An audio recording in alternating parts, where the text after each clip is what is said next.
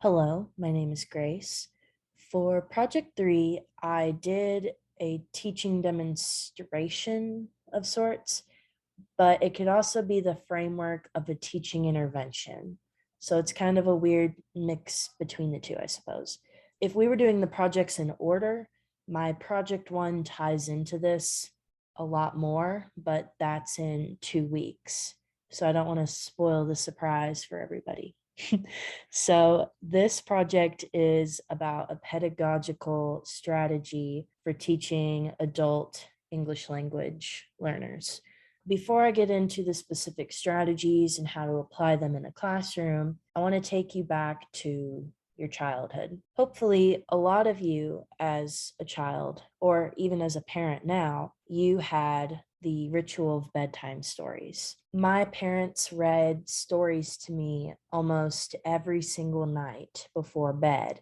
And I think that aided in the foundation of my love for reading and even my love for linguistics and such. Bedtime stories are very prevalent, especially in American society. In fact, in a scholastic survey, 77% of American parents claimed they regularly read to their children starting before age 1. So, very early exposure to literacy, words, the process of stories and its concepts, even grammatical structure. Because, as we've discussed, people usually talk down to babies and talk in that baby talk.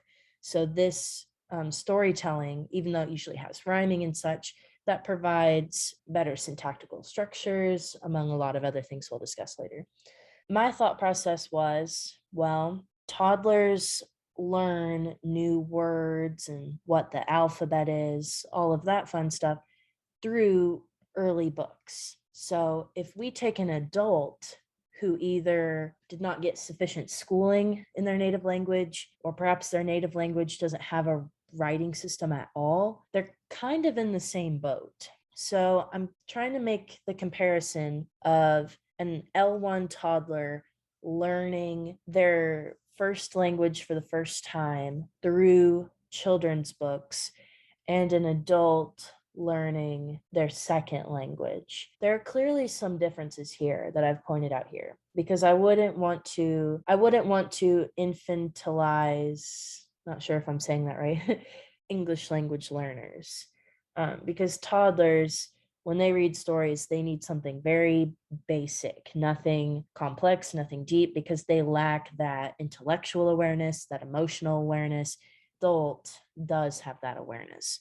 Toddlers are going to be reliant on other adults and older people to make decisions for them and such, and have their viewpoint of the world, whereas adults usually have their viewpoint already established. So the main thing they really have in common is that they both lack literacy and fluency. So my solution for both of these audiences, one already being incorporated in society, is adults participating in read alouds.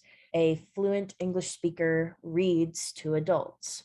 To clearly define a read aloud, because that can have a lot of different meanings and such, what I'm talking about is when the fluent English teacher that is in charge of the class is reading a text to the students. There's a lot of ways you can alter that. But I would imagine the teacher is the only one with the text in front of them, and they are merely reading it out loud to the students, and the students are listening intently. On top of the teacher reading it out loud, they might also provide questions and get the students to discuss with each other.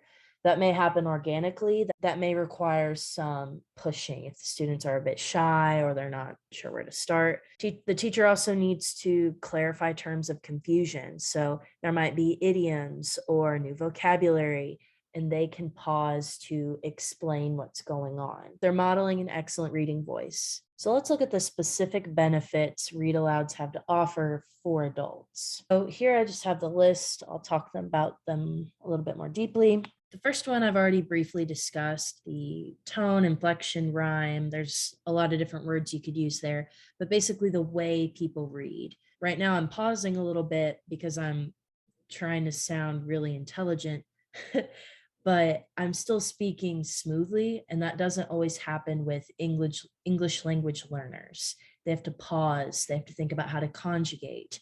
So if they were only discussing with each other, that would help, but by hearing a fluent speaker for an extended period of time, that models good speaking abilities. The second one, familiarize syntax. That was part of what my research study was about. We're going to take a sneak peek at it in a moment. But if you're reading, say, I don't know, the Chronicles of Narnia, you're going to have more familiar syntactic patterns because that was professionally written. It's going to provide quality grammatical conventions that they can view as opposed to casual conversation. Some of the ESL classes I've been in observations, the teachers can't speak 100% accurately. None of us can, but books are more likely to have that professional voice. It's more sophisticated than regular speech because conversational tones are more likely to have errors in them. Another one is increased vocabulary. So again, if we take a chapter book like Chronicles of Narnia or The Hunger Games or Pride and Prejudice, some books usually specialize in one area. So if we were to read Pride and Prejudice, we would get a lot more vocabulary about that specific thing, which would be Victorian era dating and politics. So that's a niche, not sure which, area of vocabulary that students might otherwise not be exposed to. Similar to what I said about familiarized syntax, model writing, books are usually going to have high quality writing, whereas ESL students might only experience like worksheets or more simplified work. This might be a little bit more sophisticated or complex. It also naturally provides an area of discussion. It's a bit hard to try to do speaking conversational exercises out of the blue without something to focus on. But if you can find a story that the students are interested in and they want to learn more or they're opinionated about it, that can provide a natural discussion. And to the students, it won't seem like work. It's going to seem like, oh, I have a question, I want it answered, let's discuss it. And you can also provide information to the table as an English teacher. And then cultural integration. One website I read had the English teacher read The Outsiders, which if you've read it before, it's very 1900s American culture, a lot of stuff they might not know about. That I think that would be a pretty interesting topic to bring to the table. One example was how teen pregnancy was treated, even like in the past century in the United States with Sandy and everything. That can provide a lot of new information, but that's just one example. So you can do a lot with cultural integration depending on what book you select. I did not do specific research for this project. My original plan was project 1 was going to be its own thing, and then project 2 and 3 would connect. But as luck would have it, the results of project 1 kind of influenced how I would select my topic for the project 3 instead. Without spoiling, because I know you're on the edge of your seat waiting for my project 1 results, the students who had to take a silent reading test, they had to read a paragraph and answer stuff about it, versus someone reading them a passage and they don't have the text in front of them, they performed much lower on the listening comprehension, by 14% lower to be exact, on average. Some people performed even lower than that. So silent reading, they actually did better on. And I will discuss that more, like why I believe that in the 21st century, it might be easier for English language students to get access to reading rather than listening comprehension. But I don't want to get ahead of myself. My intervention would come in here. If I saw that their listening comprehension was super low compared to the silent reading, I would want to incorporate more listening activities. And one of those could just be reading a chapter book during class. That would provide ample opportunities for them to receive the previous benefits I listed. So, how do you incorporate this in your classroom? Of course, if you have a weekly or biweekly ESL class, you can't ask adult students to take time from their family and work to come sit down and listen to you just read a chapter book and then leave. But you can incorporate it in small ways. And of course, we need to have the main content. You can't learn how to read just by listening. Of course, you need to actually read yourself, but we'll talk about that in a moment. You can make it a routine activity, perhaps just reading a chapter per class meeting. Make it 15 minutes. It's an easy way to add it while still getting that listening comprehension in and benefiting from all the details. You might not remember because you were a little child, but those stories your parents told you probably only took about 10 minutes. It was not a long process, but it still had a lifelong long effect on literacy. The other thing is the Socratic circle is you can make the read aloud a small part, maybe a warm-up activity.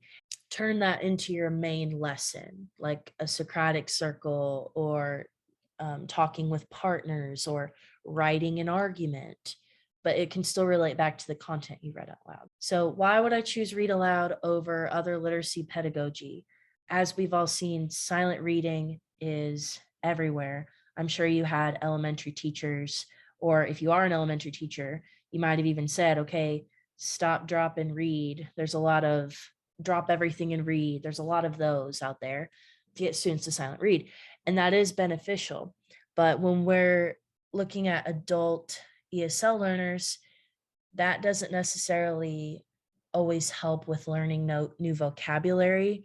And that can be a stressful concept, or they might not even be comprehending what they're reading. So having ESL students sit alone and try to read a passage when they're not at that level yet doesn't always work. Silent reading has its place, but maybe not always silent reading. Same thing with round robin reading or popcorn reading. There's a bunch of different names. Those don't always work. They have their place, but they don't always work for adult English language learners, especially more toward the beginner or intermediate area.